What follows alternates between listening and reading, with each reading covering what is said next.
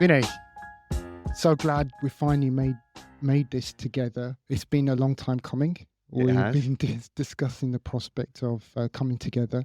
But as a form of introduction, my name is Iqbal Javaid, and I've been in the CX industry from a technical standpoint now for 20 plus years, and delighted to be here today to discuss everything CX.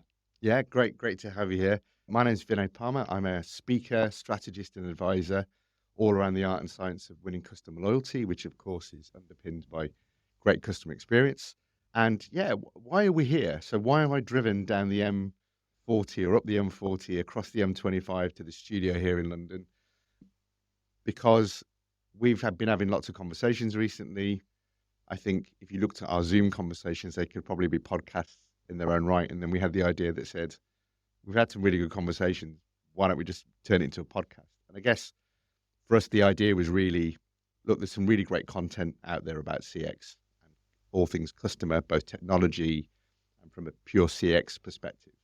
But there's also a lot of misunderstanding, misconception. And if we're really honest, there's a little bit of BS out there as well. And I think both you and I, when we've spoken, have been both inspired by some, frustrated by some. And really this idea about breaking the blueprint was really about pulling back the curtains, getting under the skin of stuff, and just having some real honest conversations, exploratory conversations. This isn't about the right answer or the definitive answer, but it's about debate, conversation, ideas, spark some thought. So our listeners go away with kind of like, oh, that was an interesting viewpoint, or I didn't think about things that way. And whether you agree, disagree, somewhere in the middle, doesn't really matter. It's just about the conversation, right? And that's what we're here to do. Yeah, exactly. And now a special mention for our sponsor for this podcast, NovelVox. NovelVox are a contact center integration platform provider who bring together integrations into pretty much any CRM you're currently using for your customers and connecting that in with your contact center provider. So if you're interested in bringing together all your backend systems and your front end systems together, NovelVox is the brand for you. Thank you. And I think that's a good point, is we're not here to tell people what to do. I think what's important is we spend a lot of time with organizations, speaking to people about CX, coming from different angles. And it's really sharing some of that with everybody else out there and getting everybody else's opinion on this too, right? We don't have, it's not gospel what we're trying to preach here as such. It's our extended experience of what we've been hearing in the industry. And I think one of the reasons why I think the two of us are coming together is we have, or whilst we perhaps agree on many things, I'm certainly looking at it from more of a technological aspect, right? And what I've noticed over the last few years is the two worlds are coming together, the people, the process, the technology. I think we've always talked about this, but the reality is these things haven't really worked or so cohesively. Yeah. But now I think with the demands of what's out there from consumers, we've got no choice but to come together to get it right, particularly with where technology is going. Yeah, I think you're absolutely right in that. I've been involved in this space for 30 years now as a leader, a consultant, driving organizational change and transformation and all of that kind of stuff. And where you would have traditionally started from, there's IT, there's operations, and there's another team over here, commercial or product or whatever it was, or starting in separate lanes. Definitely that convergence of people being in that same lane has happened. I guess it's been amplified more over the last few years, certainly, particularly post-COVID, as people have rapidly had to change their operations and design and all those kind of things. And I think the other thing is that we said this podcast is for everybody. This isn't a podcast for CXers. This is a podcast for people who are in organizations doing stuff, whether you're in a head of, a director, at the C-suite. This is all about doing that, because ultimately we're all in the job of being involved in customer experience. We're all there to try and influence our customers' future behavior. Because at the end of the day, for a business, an organization, a school, a charity, a not-for-profit, whatever the thing might be, you're trying to influence your customers' behavior, and your customers being those people that interface with you, student, tenant, paying customer, whatever that might be.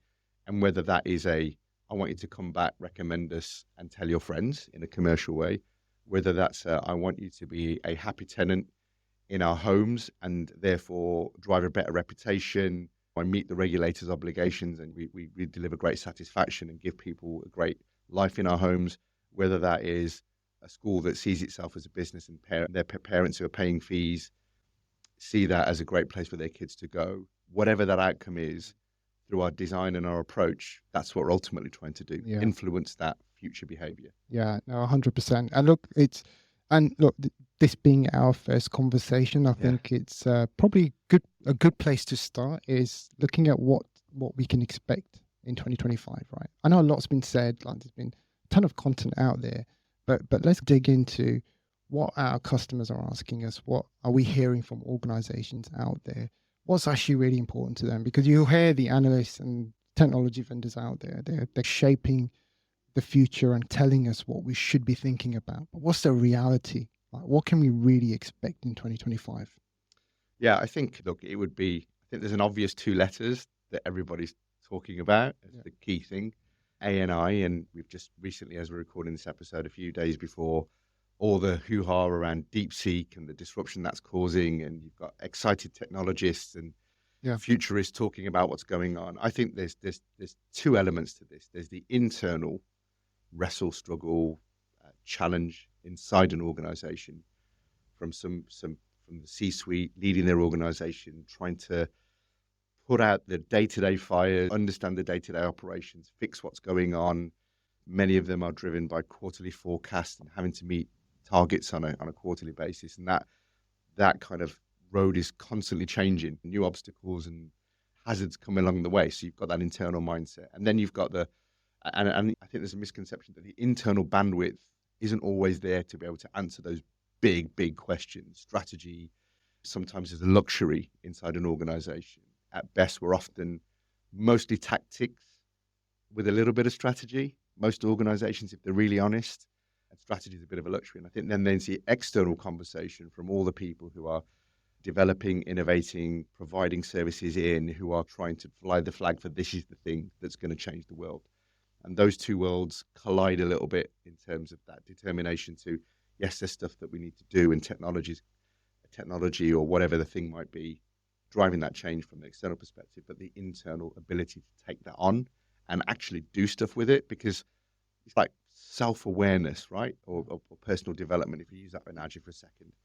I saw this great analogy, and I can't remember who said this. This isn't mine, but this is like paper-thin divide between the self-awareness and the dopamine hit you get from reading about something, understanding something, and going, oh, I need to do that. The ability to then take action and actually do something with it. And I think just like humans, organizations know a lot, they're aware of a lot, but their ability to translate that into actions in their organizations is often different, not necessarily because intentionally they don't want to take action, but there are factors in there that just get in the way, or there are blockers, or whatever the thing might be. But that gap between awareness and I know this and actually taking action is So do you not think that should come from leadership in terms of, yes, there's lots of reasons why we learn stuff and actually we want to try and implement and execute against those things. But it's actually, do we have the authorization from leadership so that actually everybody understands the vision of the organization and being given either autonomy or at least authorization to go and then investigate a solution or something that will help deliver those types of outcomes? My feeling is that at a leadership level, it's like, yeah, we want AI, but actually what outcomes do we truly want to deliver for our customers and our employees? And I think sometimes it's not clear. And when it's not clear, that's when I think this happens. You have people that have great ideas, but haven't got the ability to actually execute against them. And yeah, there's barriers. There's always a case of actually this could actually have an adverse effect and impact me personally and me being able to do my job. So I think where I've seen it done really is when you've got CX leaders who have a seat at the table, let's be honest, like at an executive table. So they have the ability to make change happen. And that's where I've seen stuff like AI being implemented very well. What I'm seeing at the moment is there's this fear of missing out, of actually our competitors are already doing things within AI. We're where it's because of the pace at which technology is moving, there's a lot of pressure on organizations to get it right. And the problem is, what I'm finding is we're seeing organizations implement things a bit too quick, and it's having a bit of an adverse effect. Long term, we'll probably get it right, but in the short term, I think we're seeing in. I'll give you an example, like AI agents, agentic AI, whatever you want to call it. There's so many use cases for this, but where I'm seeing it quite prevalent at the moment is outbound situations where, for example, a charity looking to leverage AI agents to call donors to be able to raise money. Now, because it's an agent doing that, you're not confined by human resource. So you can really contact everybody in a very short space of time. The problem is, how do you think the person who's donating feels being contacted by a voice bot? It's not very authentic. You're not speaking to a human being. You're trying to connect to somebody at an emotional level, yet you're expecting a voice bot to do that.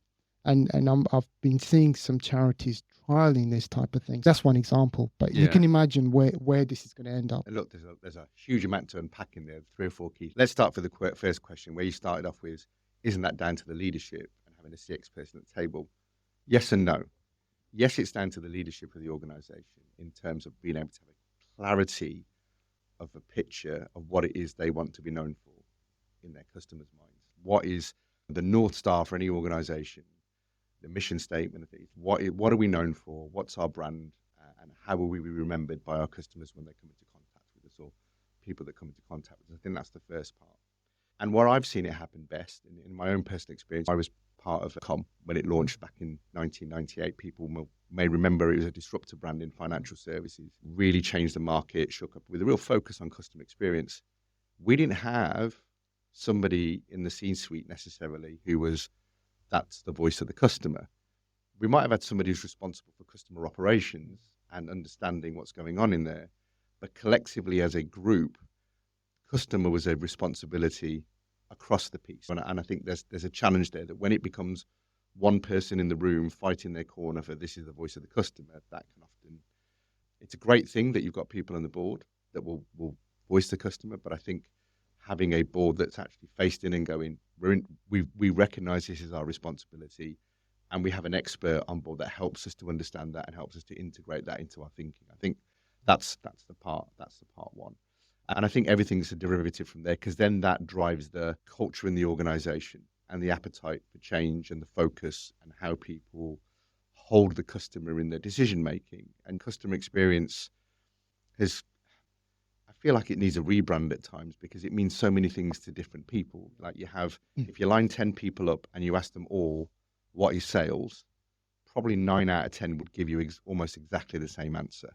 If you do the same for marketing, probably 8 out of 10 would give you the same answer. If you ask 10 people what customer experience is, you're probably going to get 9 or 10 different answers. Is it the contact center? Is it about customer service? Or is it about technology and all those things? And I think that's the problem with it. Where it really comes down to is it's just all about how do we make our customers feel at those interaction points, and having the awareness and doing that from a place of deliberate design as opposed to by chance. You and I are both in situations, and many of our listeners will be in situations where they've dealt with organizations maybe 3 or 4 times, and each time they spoke to a different person and they've got a different feeling because each person was different, or each channel was different. One gave you trust and one didn't work properly, so then you had to call up the contact center. So there's that inconsistency. But deliberate design helps you to drum out that inconsistency. And then I guess to your third point, and about the application of technology, it's never about the tech. It's about the application of the tech, and it's what the tech allows you to do. The tech, if the tech is deployed in a way that assists that positive feeling that you want from your customers, then that's the right kind of chain of thought to go through. Tech deployed for tech's sake, there's a whole load of trouble happening there. You might accidentally get it right, but more often than not, you're going to get it wrong. And it's what I've come, and I still come across this often, is when working for a vendor or somebody who's selling technology to a customer, you're usually selling to the IT buyer, and there's still this sense of you have your IT buyer considering all of the functional requirements. Does your technology meet this, and this? And it becomes so tech focused that it goes back to your point around you're implementing this for the sake of implementing technology because you like the sound of either certain things. Maybe you've understood some of the requirements and you've married that to a particular feature or whatever, but there's still an obsession about focusing on the feature rather than the outcome that it delivers. Right. Yeah. Let's start with the outcome. Yeah. Like, what kind of experience are we trying to deliver for your customer? Yeah. And the outcome should be both what's the outcome for our people and the users of this technology, and what's the outcome for the customer. And those are they're linked together. Because again, in organizations, when people have clunky software internally or clunky systems, that translates into how experience is delivered. Poorly executed websites internally translate to poor experience externally. Poor contact center systems and customer service front ends, again, they disrupt the conversation and the ability of the person to be able to do the job properly. Poor marketing systems and CRM and all those, again, same things. You have to, yes, they're the functional requirements, but the bit has to start with what is the outcome for our customers? How do we want them to feel? How do we want them to act? What do we want to do next? What's the outcome from our people? How do we want them to feel? How do we want them to act? And if you start from that perspective and work your way backwards, you're more likely to get to, if that's what we're looking for, then this is the outcome. I think, again, just like we're talking about technology right now, right? But anything that comes into the consciousness of an organization around that could change the way their organization operates will grab attention. A few years ago, it was all about chatbots. Before that, it was about voice over IVR, voice recognition IVR systems. Then it's been about outsourcing and all those. And it's like, when you're deploying those things, if the driver is purely financial, we're doing this just to reduce costs, then you end up making some really poor decisions. Of course, you want to achieve efficiencies in your organization. Who doesn't? We're not sitting here thinking, oh, we shouldn't do that. That's a really bad idea. Of course, the fundamentals in an organization is have as low a cost base as you can as possible to enable you to still deliver a great experience and maximize your profitability for doing that. But if your driver is purely, we can take out 150 people in an organization, half our workforce, by deploying this, you're going to be driven by the wrong compass. But if you're driven by what's the outcome from our customers and our people, you'll still achieve cost savings and benefits, but from a more holistic, intentional perspective. Yeah, it's interesting you say this because I think most organizations don't think that long term, right? It's pretty much every organization I've ever sold technology into, it's cost saving. Where do we consolidate? How do we reduce cost? Will this help me hire less people? Like, that's the priority. That's what they're thinking about. It's very rare that you ever come across an organization, I certainly haven't that often, where they're thinking so long term. It's like, this is our kind of long-term vision. This is where we want to get to. Yeah, of course we want to make a cost saving, but actually what's going to drive actual revenue for us? Like, is this technology, for example, going to help us achieve our long-term vision? Okay, it may cost us a bit more, but what if the end result is more revenue? These are obvious things, and it's easy to say, harder to execute. But there's certain brands that I think are starting to think like this. I recently came across an example from Bank of America. So they've decided to actually open up 136 stores across the US. And that's the complete opposite of what every other bank is doing at the moment, right? And the reason why they're doing that is to serve 1% of their customer base. And also it's delivered a very positive PR spin to say, look, we're using technology where we can. You're using our apps to do most of the banking. But we want you to know that if you need to speak to a human being, have a face-to-face conversation, we're here for you. And to me, that's long-term thinking, because that's actually going to cost them a hell of a lot more than they could have invested that in technology to really deliver a much better application for their customers. So I thought that's quite a unique example, but I don't see it very often. I don't know if you do. Yeah, it is rare. Most organizations are in that cycle of short-term thinking. The next quarter, the next year, the next couple of years, you see that typical CEO cycle of new CEO comes in, distances themselves from what the previous CEO did, or doesn't talk much about it, implements their new plan in year 2, tries to execute it across year 2, year 3, and by year 3, year 4, they're on to the next job, and then the next CEO comes in and it starts again. And in large organizations, that can often tend to be the case, right? So you've got that turbulent period of change and people wanting to make their mark and that kind of thing. Where it works, where it has worked in some of the great organizations, in books that have been written like Built to Last and some of those great books, is where you've got that longevity of thought that, yes, you have an enduring purpose that carries the organization through, but it still stimulates progress and people work with it. But there's a North Star and an ideology to say, this is how we do stuff. Yeah. Regardless of what's going on around side, this is how we do stuff. Yes, we adapt to technology, we adapt to the different circumstances, but there's a driving force beyond profitability and delivering to the market. So the driving force for this is what we want to do. So I think that's part of the equation as well. And it is that long-term thing. Technology is not a tool for short-term tactical solutions. But it is though. That's what I come across all the time. It's got this gap here. Can you help us find a solution to this problem? And I'm always like, can we take a bit of a step back and what's the overall kind of position?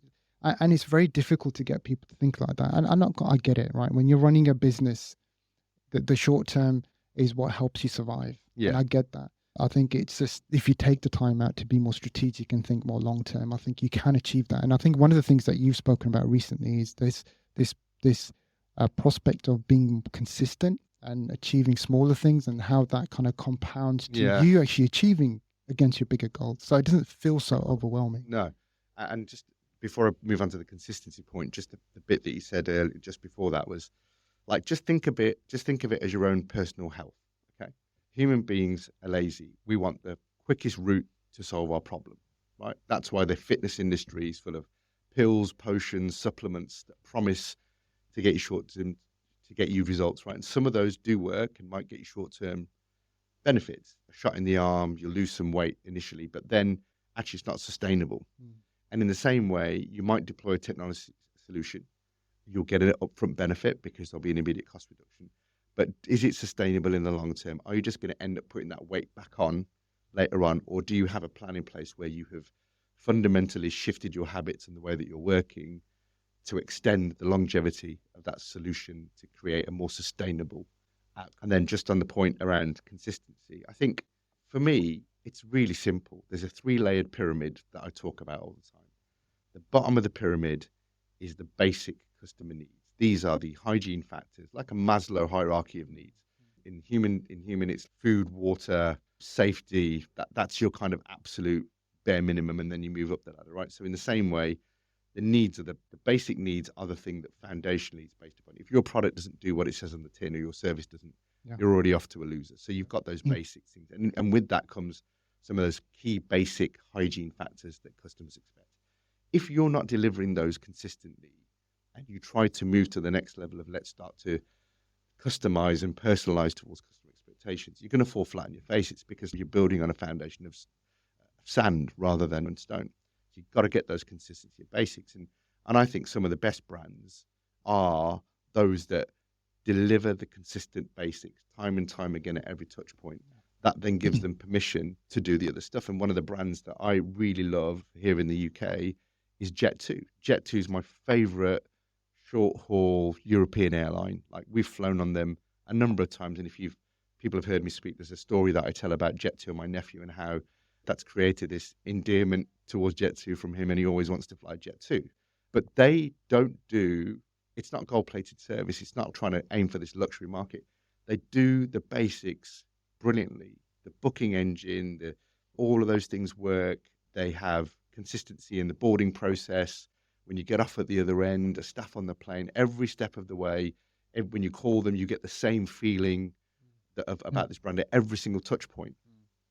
And it's not rocket science. They just do it consistently well. So internally, they have clear leadership, clear set of defining values, and they are walking the talk, and really practicing that day in, day out. Then you get the permission for those people in their organization, those human interactions, to take on a personality within the framework that they have to drive those memories, to have those conversations with customers, to pick out those little moments and do something above and beyond, because you've got the basics right. If you were trying to do that and you just didn't do the basics, then what's the point? It's like I said the other day, what's the point of going to a Michelin star restaurant, getting a free glass of champagne at the reception, getting a beautiful welcome, sat at your table, the food comes out and it's cold and it's terrible, or it doesn't come out at all, you failed at the first hurdle. But if you build it on the basics of consistency of great food time and time again, and then you build the experience, those other touch points on top, that's the thing. And the same goes for technology. Get those basics, and technology should be an enhancement Yeah. and an enabler to improve the experience. Yeah, no, exactly. And look, let's go a little bit deeper into, we talked about kind of 2025, and one of the big things that I'm certainly agentic AI aside, stuff like Operator that OpenAI released recently. Google are also about to release something called Jarvis, and it's changing the game for a lot of organizations, because now you've got an organization that's been using AI to deliver more efficiencies around agent assist technology, using AI to assist the human agent to deliver a better service, and then doing a bunch of automation. So and that's progressing really well. And that's, for me, this year, we're going to start to see that really take off. On the consumer side, we're starting to see stuff like Operator, where actually you can, as a consumer, I can get my AI to do all of the things that that take up my time, right? We see we're now so consumed by so many different apps when it comes to doing lots of just booking your holiday. You're having to go to unless it's Jet2, of course. By the way, they're not a sponsor of this podcast, in case you're wondering. You're having to go to 3 or 4 apps to book your holiday. Yeah. And that takes up a lot of time. Like sometimes it takes half a day or maybe even a whole day to do that. But now the reality is, using something like an Operator, I can instruct them. I can even get ChatGPT to write me up an itinerary, and then get my agent to go and find what I need, and maybe even give it autonomy to go and book stuff based on a budget or whatever. I can get on with my work and then get the outcome that I'm looking for. The reason why I'm bringing this up is, we'll end up, in my view, I think we're going to end up in a situation where you've got an AI representing a consumer, engaging an organization run by an AI as well. You'll end up in this situation where technology is talking to another technology. And I think we're not far away from that situation. And when we do get to that point, organizations are going to have to really differentiate. And that Jet2 example is a great example, because actually their personality shows as well, right? The way they differentiate themselves. But with tech going where it's going in these examples, like how are organizations going to differentiate? What's going to be the big thing? Yeah, it's an interesting question. And the thing that sits at the core of customer experience, loyalty, advocacy, whatever you want to call it, is trust. Do I trust this organization? And the channels that I choose and the way that I interact with that organization, does it engender trust in me? Now, sometimes I use self-service, and when it works, I'm like, I trust this. I'll use this again. Sometimes in a high stress situation, I might speak to a human, and I learn that is the channel that I trust, because that time it was solved by that. I think as humans, we want to use technology. We want to use self-service. Again, I go back to our point where we're inherently lazy. We want the path of least resistance. We haven't got time to sit. Nobody wants to sit in a queue and wait for somebody to answer the phone to answer your problem when they could have done it themselves. So I think we are driven by that kind of, time poor. We want to get stuff done. I think there is a motivator to want to use technology, but the differentiator is going to be, which are the organizations that really embed it well to engender that trust. So customers use either a human or the technology or those touch points, and at each of those points, it engenders them with that feeling of, I can trust this organization. They do what they say, they deliver what they say. I feel good about using them. It makes I get that positive vibe out of them, and they're good enough for me to refer to somebody else. I have an American Express card, right? Never speak to them. Always use their messaging service. It's brilliant. I've never had to even when I've reported a potential fraudulent activity on my card. With other banks, I have to pick up the phone and speak to someone. With them, I just message them, and it's just been taken care of. Yeah. If I'm disputing a transaction, again, message taken care of. My wife's card wasn't working one day through the messaging app. Okay, it's a human being, but I'm able to trust that. I'm not compelled to go, I don't like to, I'm going to pick up the phone. Yeah. Whereas others, you start on a chatbot or a messaging app, it doesn't quite work well, or it sends you into a loop of death. Loads of people got examples of loops of death. And then you end up going, I need to speak to a human. For example, my wife is a beautician, right? So she's got a pair of these GHD straighteners. They went kaput. We tried to return them, having just had them replaced because they'd gone wrong. She went onto the website and she was talking. It was out of hours. She's trying to talk to this chap, this chat bot about, I want to return these. And the options it gave, none of them included faulty item. It was like, do you want to talk about your warranty? Is this a new order? Is this... So in the deployment, they hadn't thought about all the user cases, or if they had, they didn't navigate to say, if it's not one of these things, use this channel instead, kind of stuff. Again, that comes back to the earlier point of the leadership. The leadership comes back to how that's bled through everybody embedded through everyone in the organization. How they're designing, making decisions. Are they taking the customer's perspective in their design of this technology and using and thinking about it from the customer's perspective, or is it a transactional where just get it in, get it as quickly as you can, reduce the number of calls coming in about this particular topic, and it's driven by that. So I think, long-winded answer to what's a differentiation. I think it's the quality of the deployment. That's what's really going to make the difference. Yeah, and for me, that's the basics, right? You're delivering your service very well to your customer. Like, that's a given. In my view, I think organizations should be thinking also about how can we make our customers' lives better, right? You've got access to this customer, they're consuming a service of yours. Is there something else you can do? And not think about how you're going to make more money from that customer, but genuinely, if you can find ways to help make a customer's life better without it necessarily costing you a lot more, I think that also builds trust, right? I think that's there are some examples of this where we see it, but I think that's where we're going to start to see a bit of differentiation. Yeah, I think so. I think when I was early in my management career, a mentor once said to me, your value in an organization is in direct proportion to the size of problems that you can solve or the kind of solutions you can present. And I think that's true in any relationship. And with your customer's relationship is, your value to them is in direct proportion to the size of problems you can solve for them. To your point, if I only solve this one thing and that's all I'm ever concerned about, then that's the value that I'll have. And then sometimes that value becomes a commodity.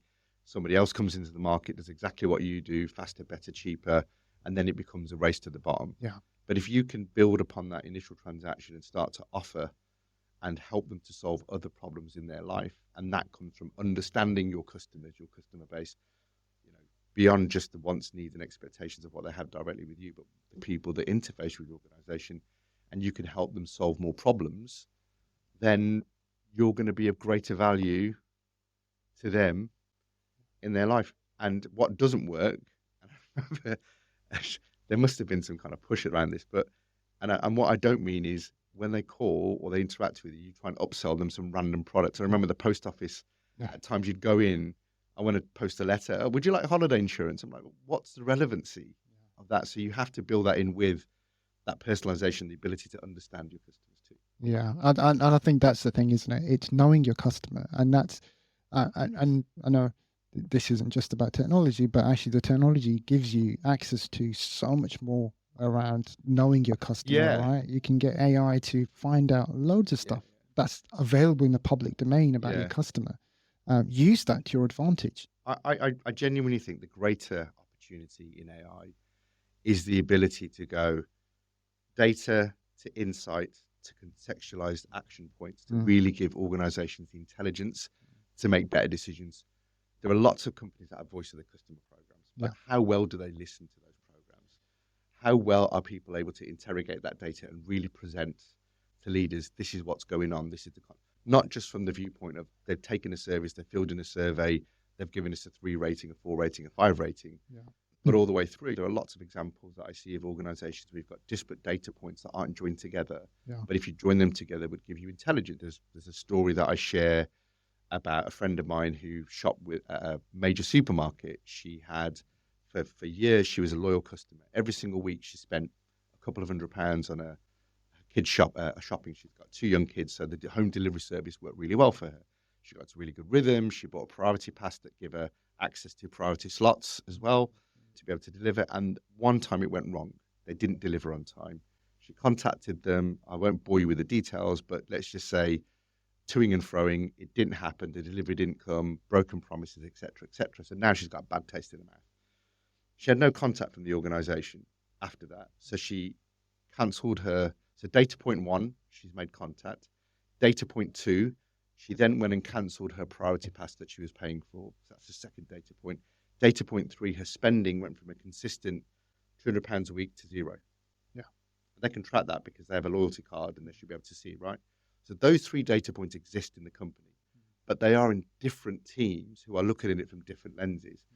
It didn't feel like they triangulated that to go, hang on a second, there's a pattern here. Somebody's called, they've cancelled this, they've stopped spending. That must mean something went wrong. We need to trigger a recovery or something like that. And I think AI gives you the ability to be able to start to pull those disparate data points together and create not just basic correlation, but get you to causality and get you to root cause and help you to uncover some of those things that you don't see. And when you look at data on just things like call types and reasons that complain, the 4 or 5 reasons that people complain in call types normally stay pretty static and the volumes are probably about the same month in, month out. But beneath the surface, there are other things that get missed because no one's paying attention to them. But they are an unusual thing that happens that doesn't get detected early on because it's hidden in all the data. And I think AI can help surface some of that kind of, yeah, look, this is all going on track, but here's something unusual that's happened in the background. Have you noticed this up here? Yeah. And I think a real quick win for organizations these days is sentiment analysis is available across most technologies. If you're not doing it already, let me know, because this is, for me, the first place to start from understanding the voice of the customer, because you can quickly pick up trends around how customers are feeling, what types of words they're using, and using AI to determine whether it's good or neutral or bad sentiment. You can start to define that and maybe even add more levels to it. So you're not just relying on surveys and other ways in which you can analyze. You can know in real time what's going on in your organization, right? You can see a trend of, actually, I want to know today at this point, how many people are feeling positive? You can easily see that, right? I think we've got to completely shift the way we looked at our measured customer success, not look at things like CSAT, NPS, those types of things, but actually, because you've got access to the data in real time, you can make decisions very, very quickly. You no longer need to look at what happened last week or the week before. Of course, historical trends are important, but I think sentiment is definitely one of those that can be detected very easily. Yeah, sentiment gives it context. Yeah. Like facts and figures only tell part of the story, but the context is always the important piece, right? And I think it's not so much about what are the right KPIs. I think people that only focus on NPS or only focus on CSAT or only focus on customer churn rate or if you're over dependent on one particular measure, you start to become blind to other things happen. If you, again, use a fitness example, if you're losing weight, the scales might be going in the right direction. You might be losing weight, but you might be doing that because you're actually losing muscle mass, and that's a bad thing. Or there's something else going on in your biology that's maybe you unfortunately you've contracted some disease that's causing you to lose weight. But if you're not checking those other things, you might be losing weight, but your blood pressure might be still up. I'm not a doctor, I don't know, but there are multiple indicators of health. But yet most of the time, we're like, stand on the scales. That's the thing that tells us whether we're healthy or not. And in the same way, lots of organizations have a crutch where they just land on NPS or they monitor CSAT. That tells us everything's okay. But of course, we know there are flaws in that. So you have to use multiple viewpoints, layer points, data points to help you to understand what's really going on and what's shifting in your customer base. Yeah. No, interesting. Look, I've really enjoyed this conversation, but I think we're coming to the end of the conversation, and we'll obviously continue this in future episodes. But I think before we end this particular, what can our listeners expect from us? Why should they subscribe, follow? What's to come? Look, apart from 2 blokes that have got great beards and are really good looking now. Just kidding. Hopefully you've enjoyed the pod, you've enjoyed this pod, you've enjoyed the conversation. More of the same. We're not here to agree with a certain viewpoint or push a certain agenda. We're here to have some just open flowing conversations like you might do with your colleagues over lunch, or if you're at a conference and you meet people from other places, just that ability to have that. And like I said, it's just about sparking a different thought and an idea and a perspective. It's not about agreement. It's not about disagreement. It's just about discussion and conversation. Exactly. Yeah. We want a healthy debate anyway, right? Yeah, We want to hear people's opinions. So do definitely comment. We want to hear from people. If you want us to talk about a particular topic, whether it's coming from a technological standpoint or from a process people perspective, hopefully we're the right people, but also we're looking to bring on guests as well in the future. We want to try and provide a bit of a kind of either human psychology standpoint, right? Different aspects, and not just people that again do CX, but people from different disciplines in organisations. So people that work in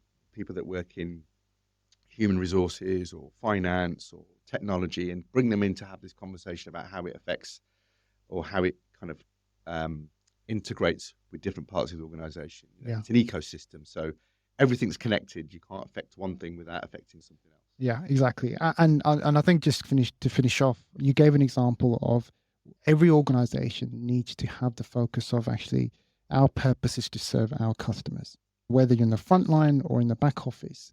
If everybody understands that, then everybody's working towards that same goal. And I think that to me, those organizations succeed. So, Vinay, pleasure having you join me all the way from Birmingham. I won't tell you that this was 5 minutes away from my house, but it's been honestly a pleasure. I see the ulterior motive about choosing this location. Yeah. Thank you.